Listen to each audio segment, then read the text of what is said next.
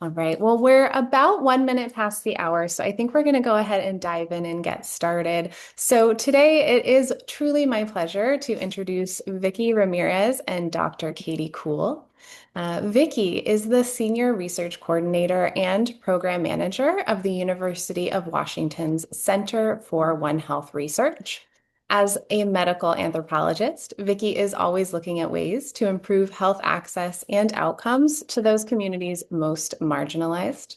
Utilizing the One Health lens, which focuses on the intersection of human health, animal health, and environmental health when looking to improve health outcomes, Vicky works with communities both in the United States and internationally to create and evaluate One Health clinics to improve access to health for community members experiencing homelessness and their pets.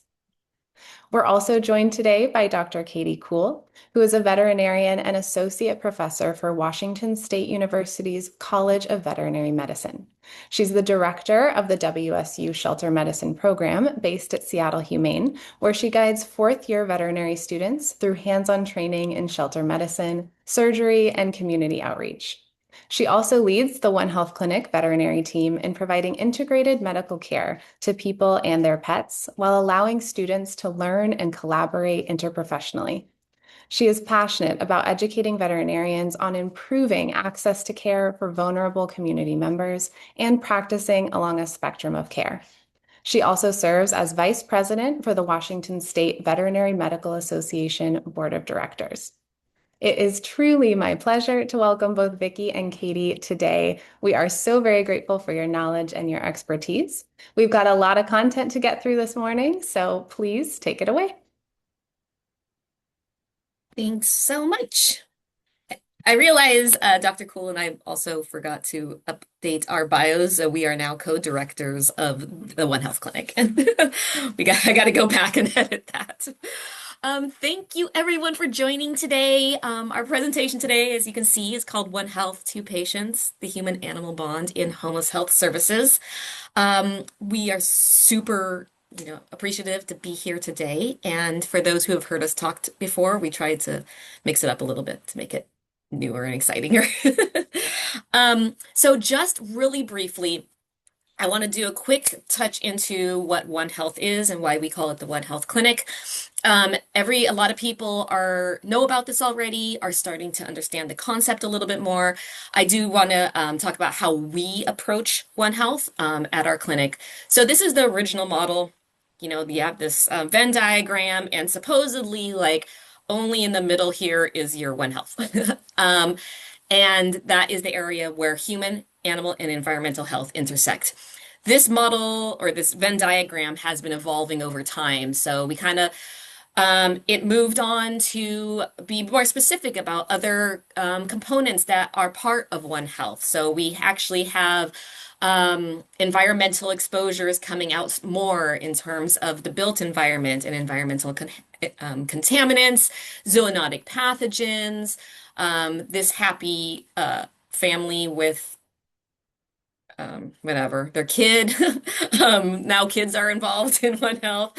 But then I don't honestly, if maybe someone in the chat knows who created this one, this is the one that we like the most as it's evolved.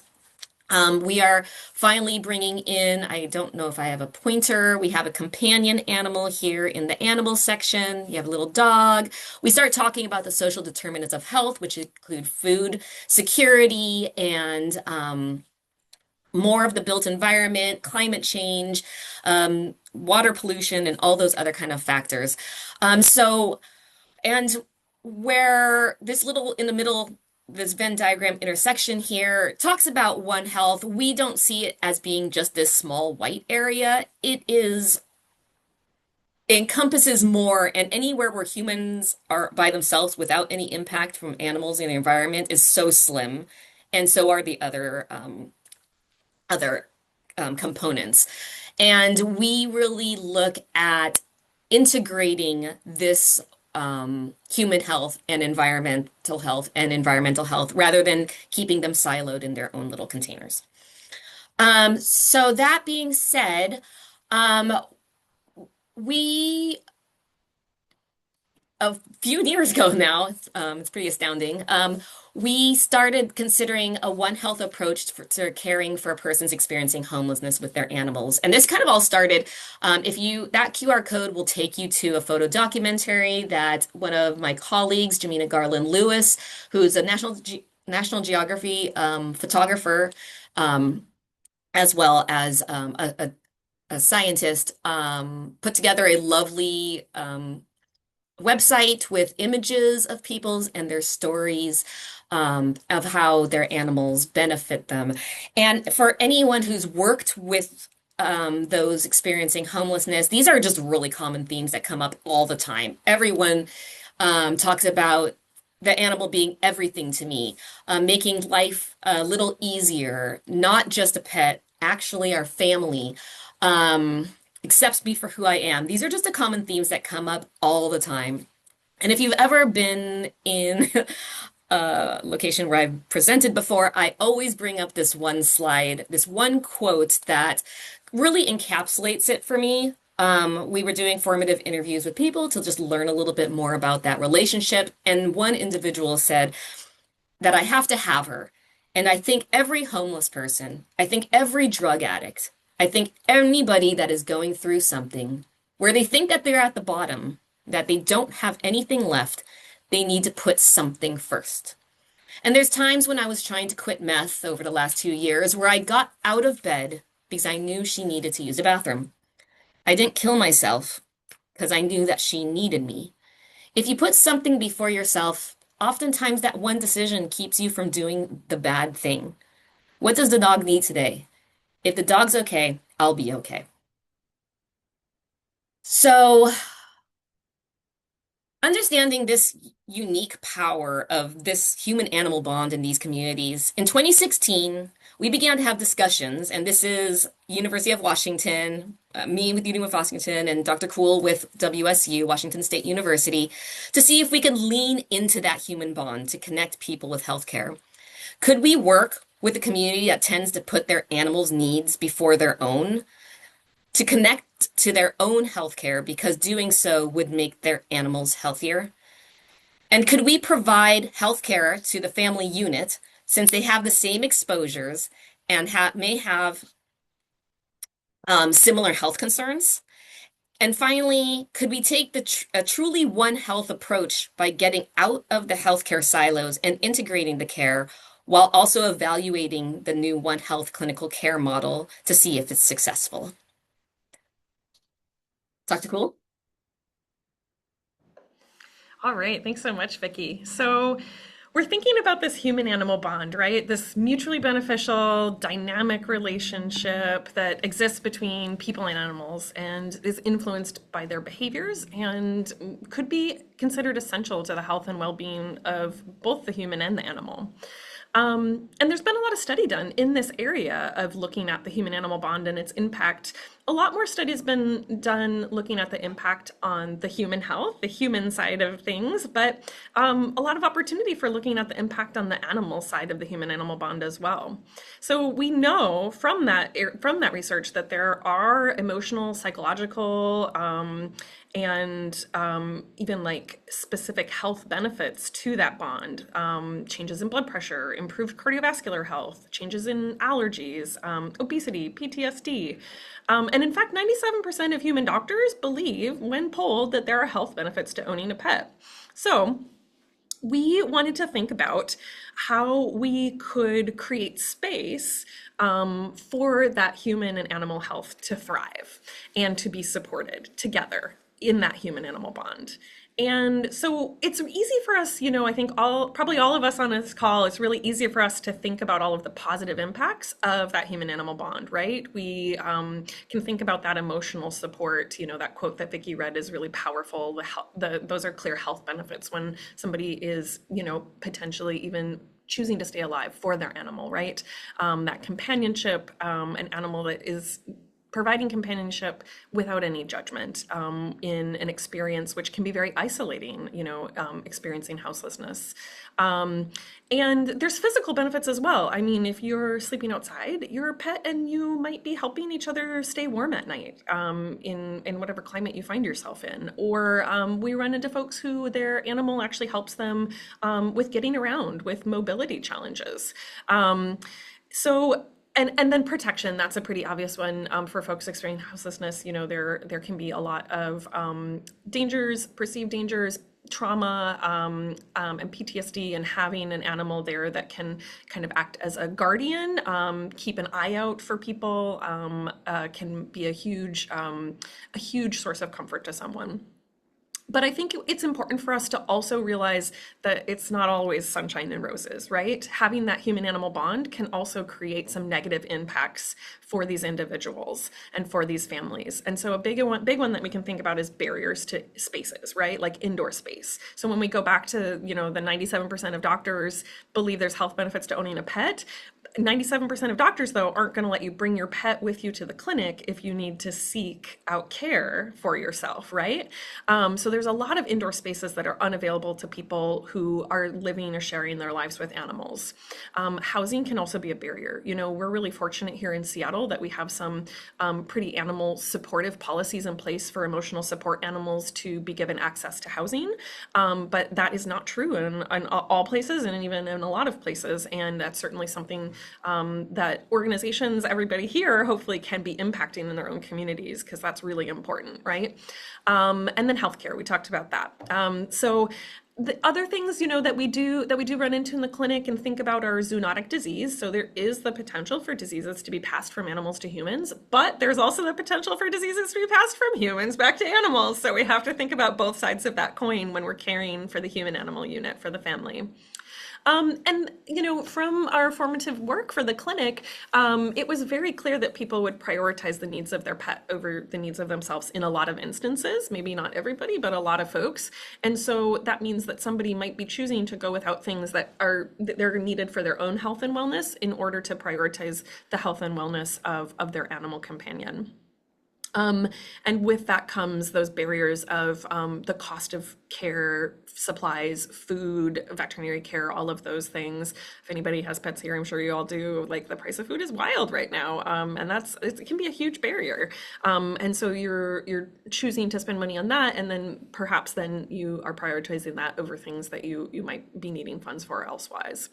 And then a big thing that we run into in our clinic is thinking about what is the negative impact when an animal is displaying negative behaviors, right?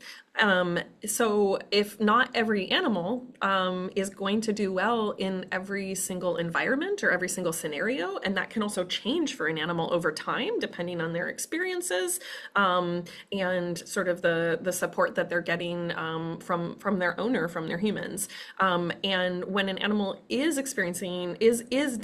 demonstrating negative behaviors, that can be something that can again create barriers to those indoor spaces, even spaces that might be pet friendly or animal friendly, but not if your animal is behaving a certain way. As well as housing or jeopardizing housing if somebody has become housed. So this is something that we think about a lot, and we're going to talk about a little bit later.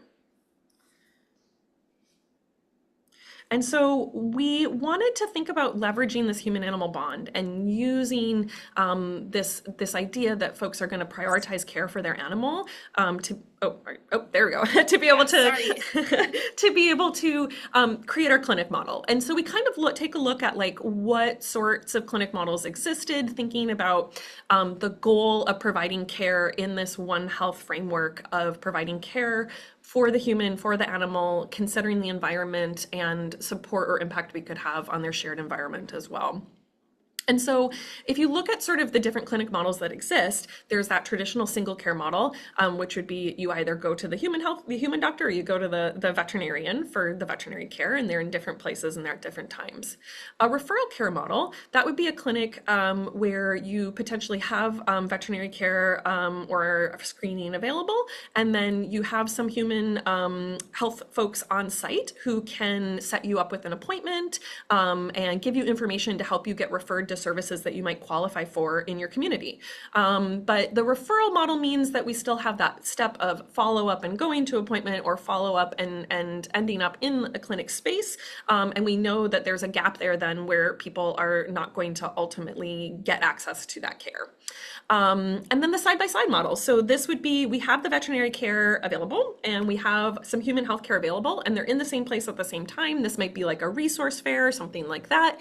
But we don't necessarily have collaboration or communication between those two healthcare providers or those healthcare teams.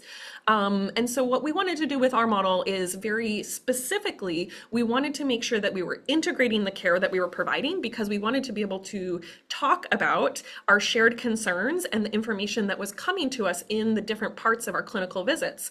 And be able to use that information to provide the best and most comprehensive support for the families that we were serving.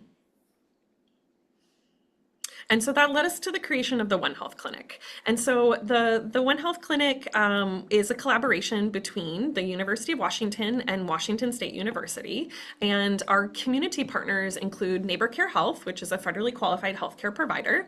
And so this clinic and New Horizons, which is a youth and young adults young adult emergency shelter.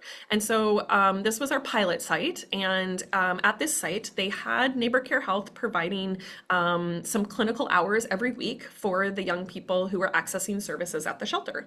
And so we approached them, and the shelter was already involved in co-sheltering, so welcoming animal companions into the shelter space with their owners. And so we approached them and said, hey, can we add some veterinary care to your human health care clinic? And we talked about how we would do that, and then we dove in, and it's been an amazing experiment. It started in 2018, and we've learned a lot along the way, which has allowed us to share what we've learned with other organizations, as well as expand the work that we're doing here in Seattle out to other locations and communities. And so at our clinic, obviously we're providing animal health care, right? I have a team, I bring with me my veterinary students. So I work with fourth year veterinary students from Washington State University's College of Vet Med. And as part of their clinical rotation with me here in Seattle, we run the One Health Clinic, the veterinary services side of things. So they're practicing their clinical skills, their clinical communication. We go through a lot of preparation with them to get them ready for understanding and working with the population that we're going to be working with in this clinic, and how to approach it really with a trauma-informed lens. And so the types of services that we offer include, wellness care, vaccines, flea preventatives, deworming, thinking about, those shared risks and infectious diseases that we want to make sure that we're preventing in these animals, as well as providing support and counseling on nutrition, providing information on spay-neuter services and referrals to spay-neuter services with clinical partners. We talk about behavior and we provide support for behavior.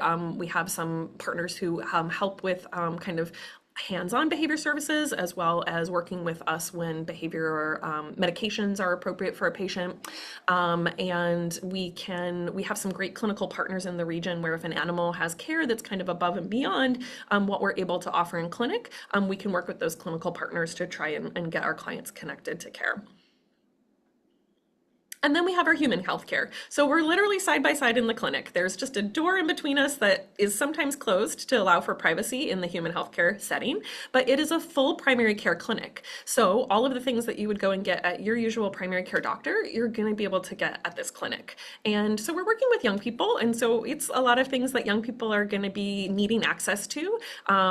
STI screening, contraception. We work with folks who are seeking gender affirming care. We work with folks who are needing behavioral health support or assistance, or referrals to like more in-depth behavioral health support. And then, colds, sprains, bruises, skateboarding injuries, the kinds of things that young people are gonna have pop up in their lives. So really comprehensive care. And then the good thing is that Neighbor Care Health, this federally qualified healthcare system, has several locations nearby. And if folks are needing additional follow-up care outside of the hours or scope of the clinic that we have, they can also get referrals with specialists or other services, get set up for procedures, and get set up with additional services at other clinic locations. And then both of us, when we're talking to clients, we're thinking a lot about gathering information and sharing information about any environmental health concerns that are coming up. And so, this is kind of, I would say, a little bit of a superpower for veterinarians, because when you have patients that can't talk to you, you have to use a lot of context clues to help you figure things out. And a lot of times we get a lot of information about our patients' health on where they spend their time and the kinds of things that they're being exposed to.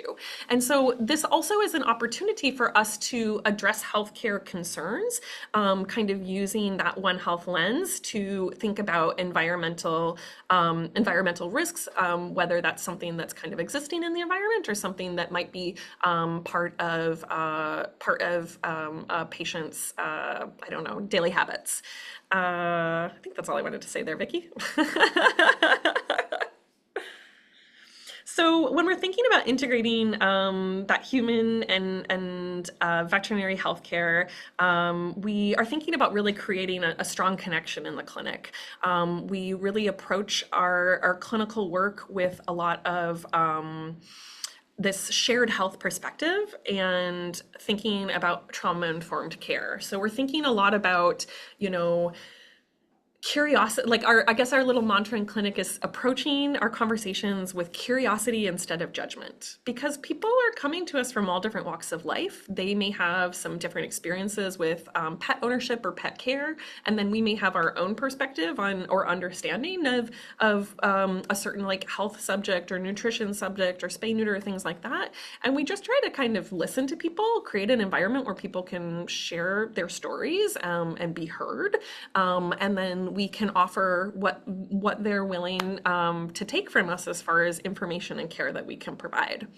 And it's interesting because in a traditional veterinary setting, it's like people love talking to veterinarians about all kinds of things. And it's really interesting how people will share a lot of information about themselves, their own challenges, the things that they're experiencing.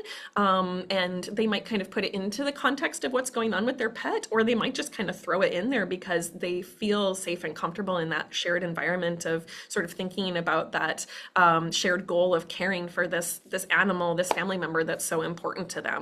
And in a traditional clinic, a veterinarian isn't going to be able to do a lot with that information, right? You're like, oh, I guess that's too bad that you don't have access to food or you're losing your housing. But here's Fluffy's rabies vaccine, right? But in this clinic, when people open up to us in that veterinary appointment and they're sharing concerns for them and their pet, we are empowered to use the resources that we have available both with Neighbor Care Health and with New Horizons to be able to connect folks with services and actually impact change for the concerns that people are bringing to us. And I think that really, it creates a deeper trust in that healthcare system. So through the veterinary care, the trust in building that veterinary care relationship, then creating trust in the human healthcare system as well. Yeah. Thank you, Katie. I will just add one thing before I move on to my next slide, which is that Katie started alluding to, is that this may be the first positive healthcare experience that they've had in a very, very long time. So we kind of create this environment where they can see that healthcare can be safe. And if there's a human healthcare provider in that space, it makes it easier for them to engage. And additionally, one other thing I'd like to add here is that the veterinary team and the human health team in this integrated care model are having conversations about each patient. We do rounds at the end, but often if something comes up that's imperative at that moment to address, Dr. Cool and Anina Terry, the nurse practitioner, will step aside and say, okay, how can we support this family unit? And so I think that's where our program really shines. And so we did take a look at our data that we collected. We looked at data from 4 years, and we extracted electronic medical records from clinical patients, and then veterinary, human clinical patients, animal veterinary patients, as well as our One Health navigation forms that we use to catch like that overlap and the environmental components. And it's open access, so anyone can view it. And I'm not going to spend too much time, but I'm just going to do a very surface sharing with the results. It's really and I was very, very surprised that the numbers were actually as big as they were. I knew we were doing a lot of good positive work, but I didn't really truly understand like how much it was working. So in looking at 4 years worth of data, 80% of all clinical visits resulted in a human receiving their own healthcare. 69% of those 80% came in that day on the intake paperwork and said that they did not need or want human health care that day. So it really goes to show that the veterinary team created an environment that had people engaging in their own human health care. So when we look at individual clients and their information, there was about 88, there were 88 human clients that came through the clinic. 75 clients saw a human healthcare provider of those 88. 40 had not accessed human healthcare other than ER visits for 2 years prior. And they established human healthcare. They established Anina as their PCP that day when they came to clinic. And 85% of the clients of those 40 came back for follow-up care for themselves, even on days where veterinary care wasn't even being offered. So this model is clearly working within this youth population, youth and young adult population at this clinic here in Seattle. We are curious as to, because we come from academia, we would love to be able to evaluate this model in other areas, to see whether it works in Atlanta, if it works in other areas. We do have a couple of sites going, and we'll be able to compare them across cities. We have one. We helped Tucson set up theirs. We helped New York City set up one there. We helped University of Minnesota set it up in Twin Cities. So there are groups doing this kind of model, but we hope to be able to evaluate it more. So we wanted to show some case studies of how we work in real time and how that I think don't forget that pets is very involved with housing and seeing how to get people housed, and we really wanted to show how this model can benefit those who are unhoused and transitioning into housing and then fully housed. This board is very cute. It is this is in the conference room of the young adult emergency shelter. And anytime that a client is housed, they hang a little key. So this is 2025's board. So every month they'll put a little key up for every client housed. And then any client that's housed with their animal gets a little heart dog tag also hung up on the board. So you can see how we are supporting individuals with their pets getting into housing, and we'll go a little bit more into that in a second. I was going to start with the first case study, which really shows just our presence helped people get into housing. So this individual, we had a Ivy, 22-year-old female who is living in her car with her pit bull Virgo, and Ivy hasn't accessed healthcare for herself in over 2 years because she just does not trust the healthcare providers. And Virgo needed veterinary care, and Ivy heard that the One Health clinic provided free veterinary care. So she drove out. She's new to homelessness, but she knew that her dog needed care. So she drove out to come see us. And she came into the shelter and we started doing the intake forms. And she let us know that she had to leave home very quickly. And she just grabbed her dog and moved into the car. And she had been sleeping in her car for about 2 or 3 weeks. Heard about the clinics, and so she came in. And if any of you provide free vet care, that means people are hanging out for a while before it's their turn because people are waiting in a long line. Um, and so during that time, well, so during the intake form, we hear about she's new to homelessness, and we're like, hey, this shelter, they allow for co-sheltering, so maybe you can sleep here tonight with your dog. And she's like, I did not know that this shelter allows animals. So while she was waiting for her vet care, we pulled over case managers from the shelter, human shelter, and let them have a conversation. They had their conversation, then they came in, Virgo got health care, Ivy got human health care, and they stayed in the shelter that night. And the next night, and the next night, and within 3 months they were housed. So just the mere presence of vet care was able to help this individual get into into housing, and they're still housed now. So, Dr. Cool, Oh, was I doing this one?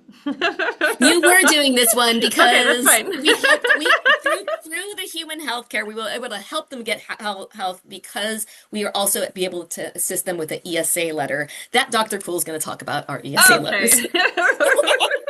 Better intro needed. Sorry. Yeah, so a common because I kind of mentioned here in Seattle, having designation, your animal designated as an emotional support animal is a way for you to uh, maintain housing with your animal or access housing that might not otherwise be accessible to you with an animal.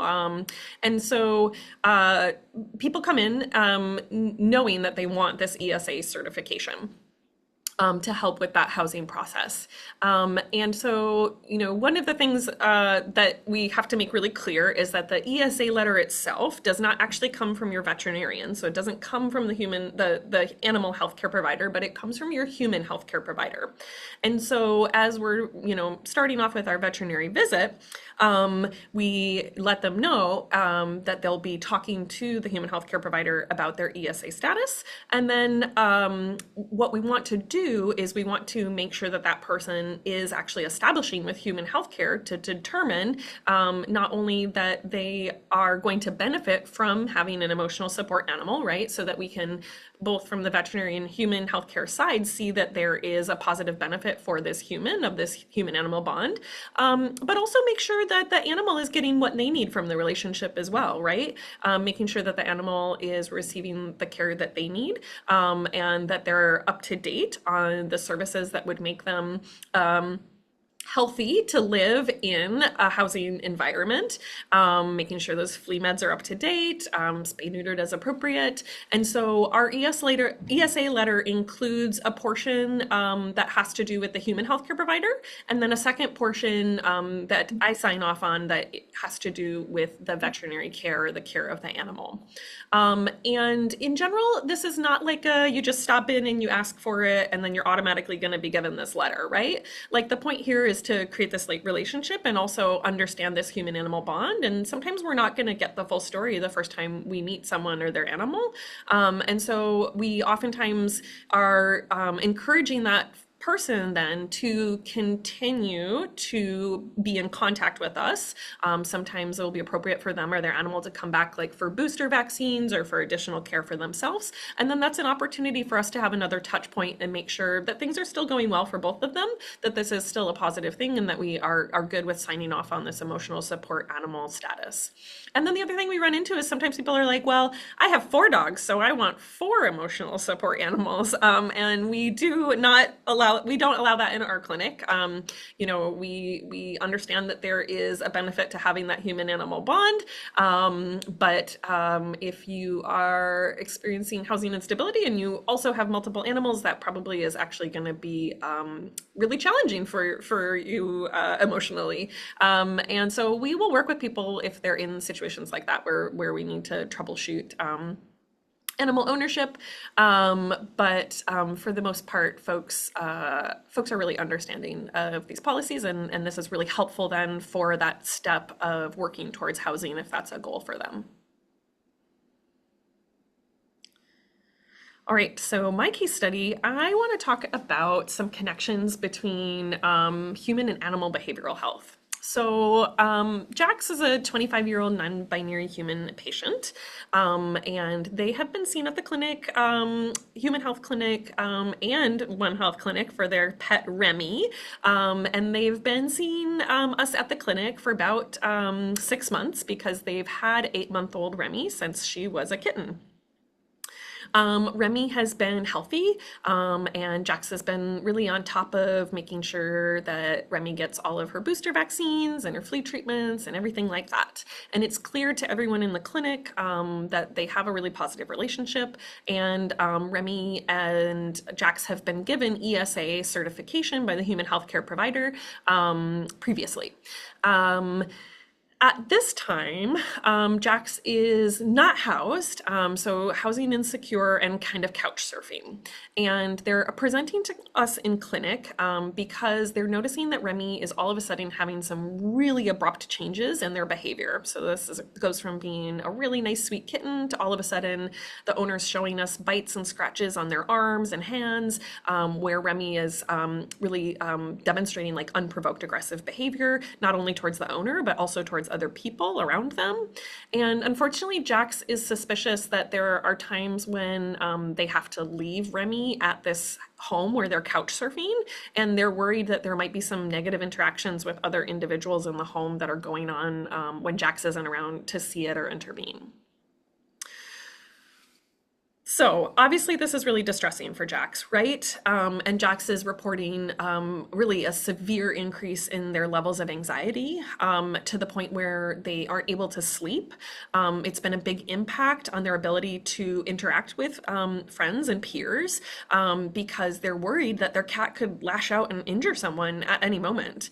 And furthermore, if they are looking to do things without the cat with them, they don't feel comfortable leaving the cat with a friend because they're worried that the cat is going to injure someone and that that's going to be a problem as well. So it's impacting them socially as well. They feel concerned that they are not in a situation to control the environment very well for Remy, knowing like in the couch surfing situation, the housing instability sort of situation that they're in at the moment. And so they're not sure how to prevent these negative behaviors if they don't have a lot of control. And so we worked with both of them,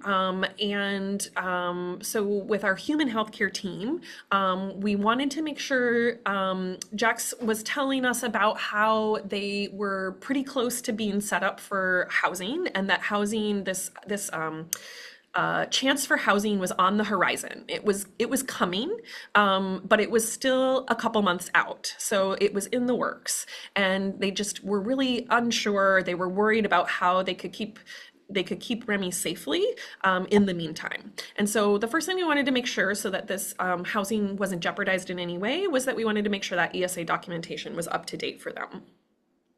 And then we wanted to help Jax out, right? We wanted to adjust their management for their chronic mental health concerns because they were experiencing these more severe symptoms, and adding some additional counseling, an SSRI, and some medication to help them sleep so they weren't experiencing that insomnia.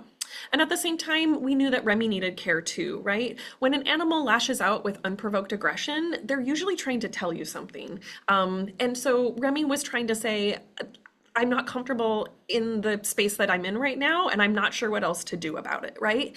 And so we came up with a short and long-term behavioral support plan that was going to work for Jax and was going to help both of them in the short and long term while they still continued to work towards this goal of housing. And so in the short term, we provided some medications that were going to provide both some sedation and some reduced anxiety, because we kind of just needed to like hit it hard from the onset and provide both of them some relief from the symptoms and the experiences that they were having. And then in the meantime, other things that we could add to the menu to help them out was talking about some different strategies for behavioral modification and enrichment for the kitty. So even in an uncontrolled environment, there's still sometimes really simple things that we can do that can provide some mental stimulation for our animal friends, or provide a feeling of safety or security. Even if there is not a big space for that, there's often small spaces that we can carve out and help people with. And then we actually put Remy on an SSRI as well. And so we knew that, our sedation would help in the short term. And if this was stress related, the SSRI was probably going to help us kind of see that through in the longer term, knowing that it would take a couple weeks to take full effect. Luckily, it was very effective in reducing these symptoms. This sort of combined plan was really successful in reducing these behavioral challenges for Remy, and really alleviated Jax's medical concerns in response to this as well. And then they were able to get housed. And once they were in housing, we were able to kind of support them then through a plan where they could back up from the SSRI for the cat and transition to help the cat transition to this more stable environment. But it was clear with the cat's progression in housing that that was what was causing the behavior in the first place. And I think the thing that I like about this example is that if you had just gone to your human healthcare provider and said, I can't sleep, I'm super stressed out, I'm feeling a lot of anxiety, and my cat's attacking me, most human healthcare providers are probably going to be like, well, maybe you should get rid of the cat. Like, it's attacking you. Like, who needs that? But that's not what we do at the One Health Clinic, right? We want to look at the problem holistically. And if the owner is committed to preserving this human animal bond, and we see that there's this positive outcome that could happen for both of them, we want to help them get to that point. You need a sip of water before you start the next one? Dr. Poole. Okay, while you transition. All right. And then our last example today, are we good on time? We have probably about 7 minutes before 10 minutes of Q&A. Oh, okay, great. Well, I think we'll have some extra Q&A because I'm not even sure if this will last 7 minutes, but okay.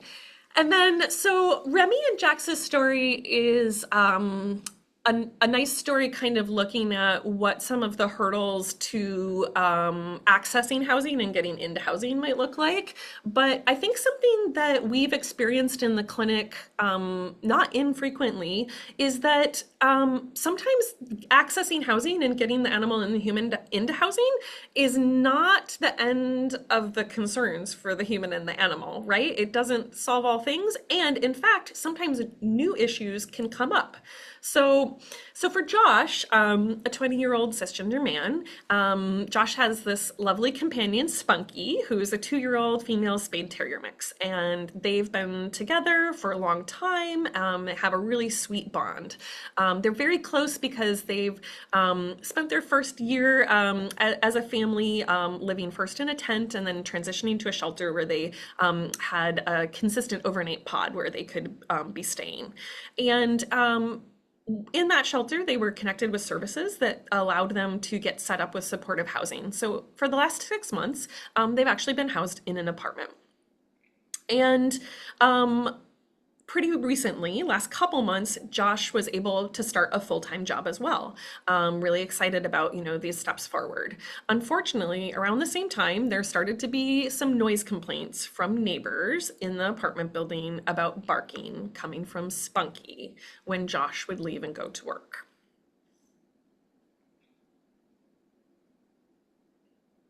And so This is challenging, right? We've got noise complaints, we've got some complaints for neighbors, and Josh is concerned now that the behavior that's happening when he goes to work is going to potentially end up making him lose his housing, right? We want Spunky to be a good neighbor so that Josh and Spunky can stay where they're at and stay housed. He's even considered quitting his job because he doesn't know what else to do in order to keep Spunky from parking when he leaves to go to work. And so, from Spunky's perspective, Josh is telling us about kind of not only the barking that's happening, that is being reported to him when he's not there, but also when he is there, Spunky's really got some increased reactivity to noises outside the apartment when they're hanging out together there, even when he's at home. And so clearly, Spunky's mental space has been altered, right? Spunky's day-to-day experience has been altered. We even note that when she comes for her usual vet visits, that she's acting a little more on edge or reactive with other animals and people in that environment as well. And if we look at it from Spunky's perspective, the housing is great because it's stability, but from Spunky's perspective, she's gone from having a companion that's pretty much with her 24/7. And now she's in this new strange place, and her companion that she's used to having with her is now leaving for long stretches of time.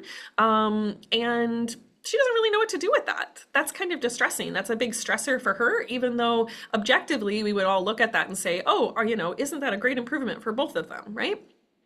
And so we needed to come up with a plan where we could support them both so that they could continue to experience the positive benefits of remaining in housing, working towards employment and these goals that they've been working hard on. So, to start with, we chatted with Josh and we came up with a plan for how we could open sort of a line of communication with the caseworker embedded at the housing complex. We wanted to sort of explain the situation and also just let them know, Josh has just got a team that's supporting him in this. He's not alone in this, and if there are concerns, if there's ways that we can help, we want to. So kind of starting that line of communication, making sure they were kind of looped in, that there was a plan in place, that we were trying to address these concerns that were coming up from neighbors.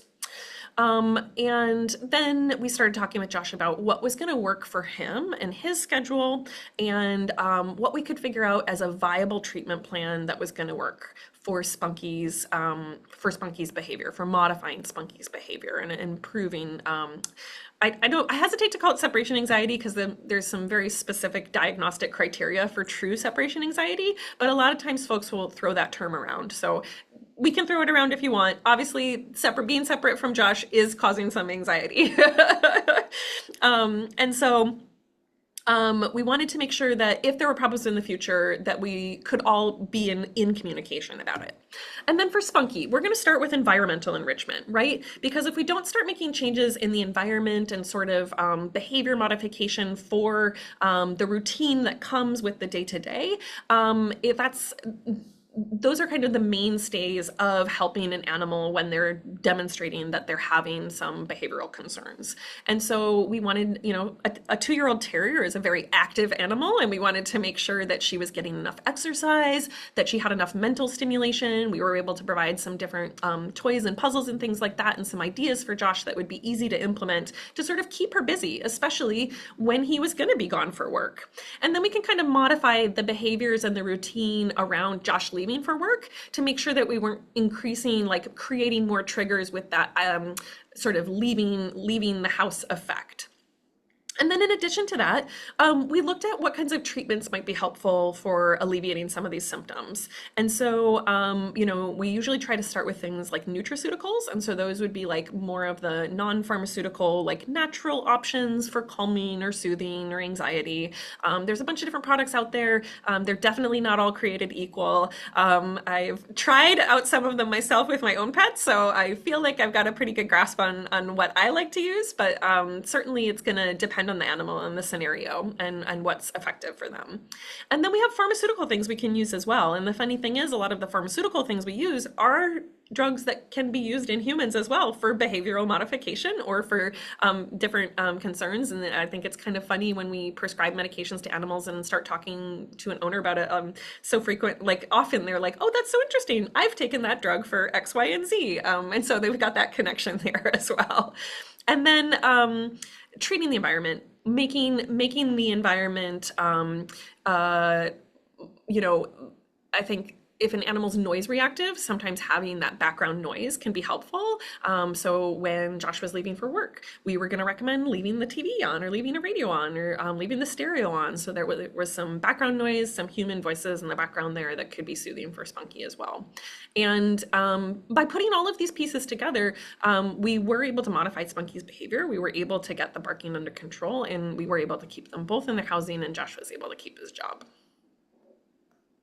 Great. Thank you, Dr. Cole. I will just add that we were able to do this so quickly and readily because Josh and Spunky were already established with us through our clinical activities through the shelter. So we had these relationships in place so that they could ask us quickly. He could come to us quickly to say, I'm having this issue, I'm having these health issues, or I'm having these behavioral issues. I'm just going to wrap this up. We do have a free toolkit that people can use to help replicate the model. We provide free TA. We have our next coffee hour on May 12th from 2:30 to 3:30. I can drop the information in the chat. But thank you so much. I'm going to skip this last slide, Katie. Just a quick word. Bye. Bye. Oh my gosh. Well, Vicky and Katie, thank you both so much. That was such a fantastic presentation. I loved hearing more about some of your like individual cases and your individual patients. It's just so fantastic sometimes to have those real world examples of how this work can really impact our communities. So thank you so much. We do have about 8 minutes left for some questions. So if you would like to ask a question, please feel free to enter it in the chat at this time. But we do have some questions that have already been entered to go ahead and kick us off. So the first one is actually, I think we'll start with, because I just heard you mention the toolkit, Vicky. And one of the questions from earlier in the webinar was, are there any documents or supplementary materials that you think would be helpful for folks that are interested in this work? So maybe you could quickly share a little bit more about that toolkit and how folks can find it. And then if there's anything else that you would recommend. Yeah, the toolkit is, we tried to make it accessible for wherever you're entering this world. Are you a veterinarian who wants to get involved? Enter here. If you're human health, enter here. If you are just someone who wants to do it, enter here. So we tried to make it as straightforward as possible. And honestly, we are always available. Like we have these coffees hours where people can come and like share their, triumphs, ask questions about their challenges.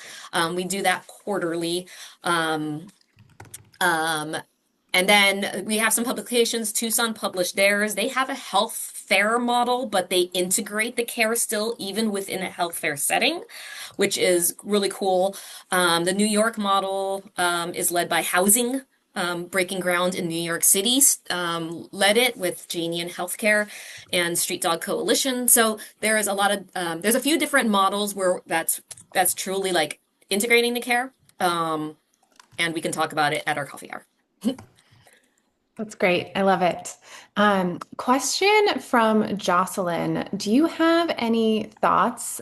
Jocelyn said resources or information, but I'd love to just get your ideas on how you might go about introducing this idea to human healthcare providers and animal healthcare providers to just get them interested in implementing a model like this or get them to be open to considering a model like this. You want to kick it off, Katie? Yeah. I mean,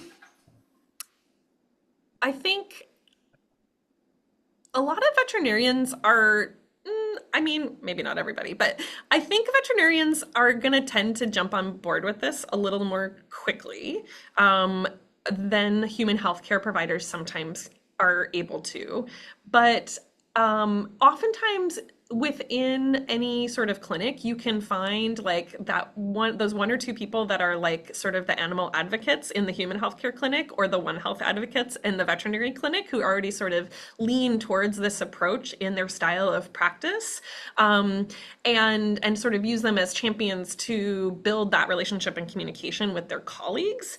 But in our experience, like just getting folks in the room to brainstorm to start with is a great idea.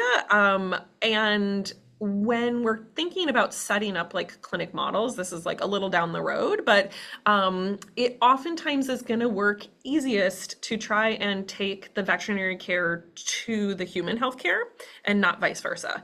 One thing that we've discovered is, well, I mean, kind of already knew it, but there's a lot more rules and regulations around human health care and where and how certain types of care are delivered. Certainly, there are street medicine clinics in human health care that exist, and like that's a great model to be able to add in street medicine with veterinary care. But in the human healthcare arena, there's a lot of communities that are going to have federally qualified healthcare providers already in the community that are getting funds and granting to provide care for individuals in the community that don't have other options for healthcare, right?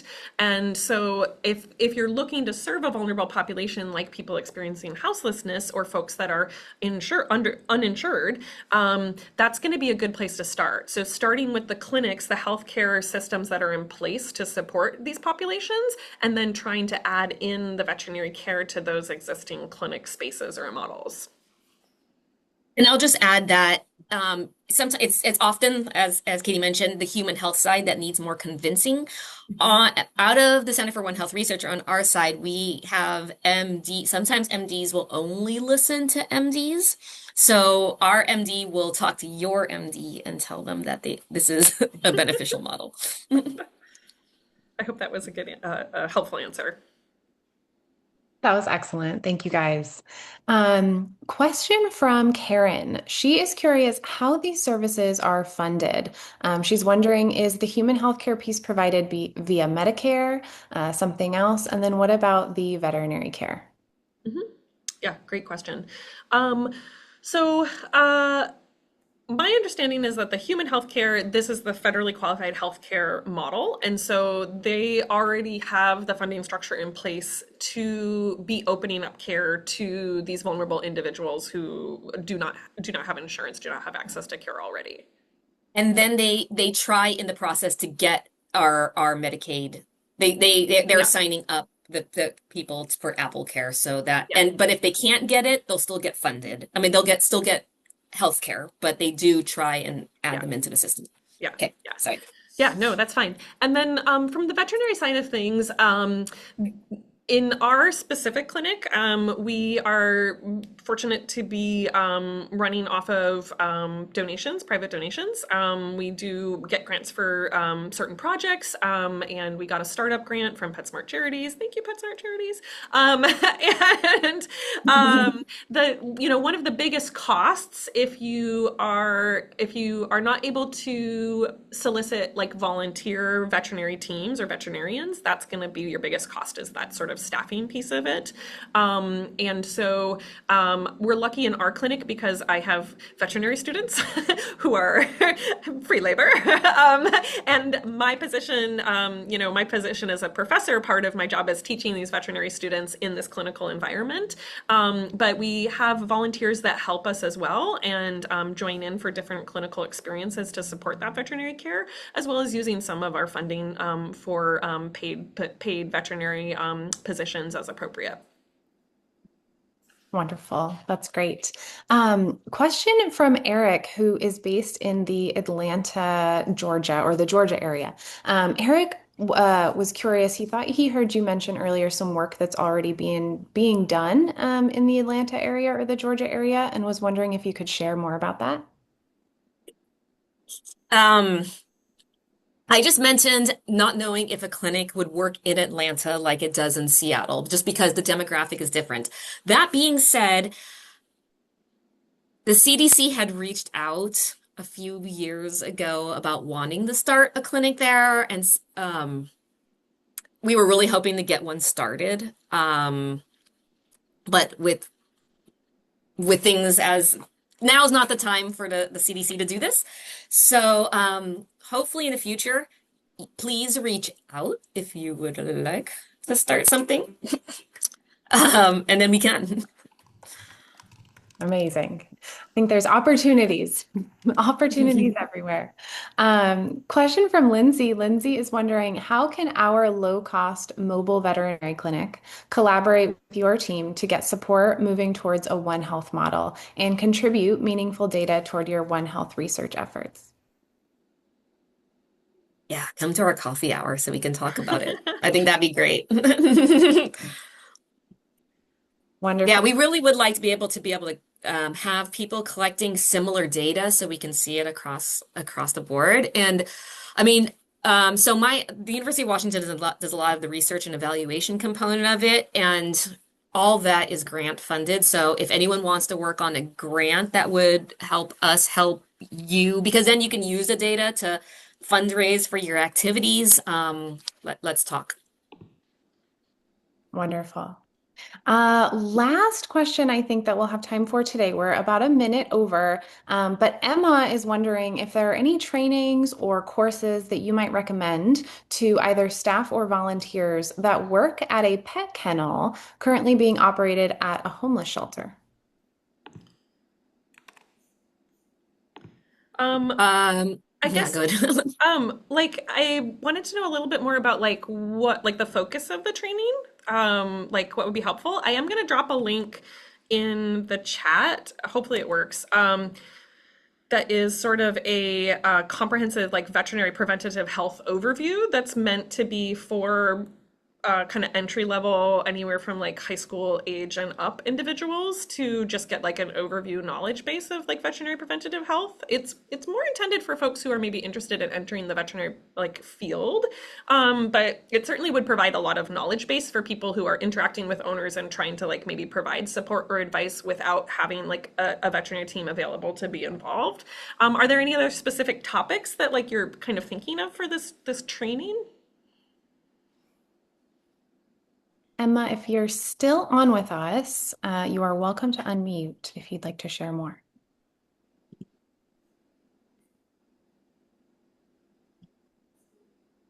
Or you can always just reach out to us and we can I don't know try if and help anybody as we wants to can. check that link and make sure that it actually works, but All right. So I think we have time for one last comment. I just wanted to call out something that Jocelyn mentioned. She said, "Thank you so much. We are developing a homeless shelter that will allow pets. We are located in a college town with local and mobile medical units operated by med students. I think there could be huge potential for veterinary integration with them." We're so excited to hear that, Jocelyn, and specifically for the homeless sheltering piece. Please keep in mind that Red Rover does have a grant available up to $60,000 to support the creation of pet housing at homeless shelters. So please feel free to reach out to me anytime. We also offer a lot of other support, assistance with things like policies and procedures and how to navigate those spaces. So if you would like any help from our Don't Forget the Pets team, we would love to help you with that. And I also agree, I think there is great potential for veterinary integration there. It's very exciting. thanks so much for having us, Danielle. Oh my Yeah, God. thank you. Thank you So both And fun. thank you everyone for so being here. much. Yes, thank you all who joined us today, and a huge, huge thank you to Vicky and Katie. This was just a wonderful presentation, and I see a lot of thank yous coming through the chat. Yeah, lots Lots of of cute little excitement. hearts and stuff. Thank you. Yeah. Yeah, so many hearts. Yeah, we often have just a really great group of folks join us for these webinars. We're so fortunate. And yeah, this was another great one. So thank you all who joined us today. Yes, I don't know if you can see that, Katie and Vicky, but lots and Yeah. lots of thank yous coming through. Someone asked for the link to the coffee hour and it was above. I don't have it easily available, I but put in if you the, haven't left, it's, scroll up. Oh, here, I have it again. oh, Here, I okay. can copy and paste it again. OneHealthClinic.org. But just for the coffee hour. Oh, Oh, and just then for the yeah, coffee One hour. Health. Okay. And then the toolkits at onehealthclinic.org. But you're gonna have to copy and paste that. All right. Thank you. Perfect. Thank you guys once again, and everyone have a great rest of your day and a great upcoming weekend. Yeah, thanks. Bye. Bye, everybody.